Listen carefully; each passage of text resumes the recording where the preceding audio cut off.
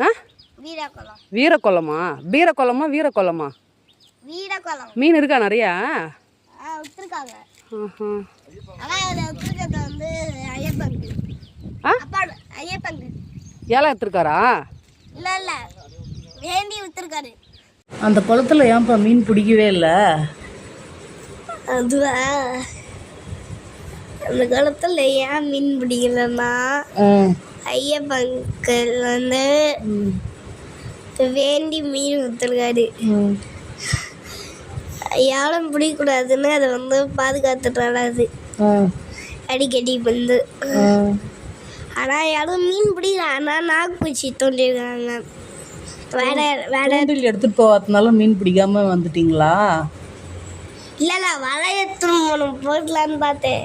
சரி, வளையத்துன்னு போனால் அந்த குளத்துல நாங்கள் மொத்த மீனும் வந்து மாற்றிருக்கோம். சரி, அந்த குளத்தை சுற்றி சுற்றி வந்துட்டு இருந்தியா? என்ன பண்ணிட்டு இருந்த? இல்லை, நங்கள் குளத்தை சுற்றி காமிங்க கூப்பிட்டு போனாரு. இந்த பக்கம் வரும்போது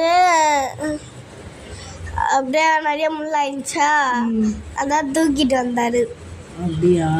ஆமா. மீன் பார்க்கவே இல்லையா அப்ப நீ? பார்த்தனே அந்த பக்கம் போகும்போது. சரி, என்னதான் பார்த்தேன். எல்லா மீனும் அடியில தான் இருக்கு. ஆளும் கம்மி தான். நதியோட வலைய போட்டுருந்தா நடுவில்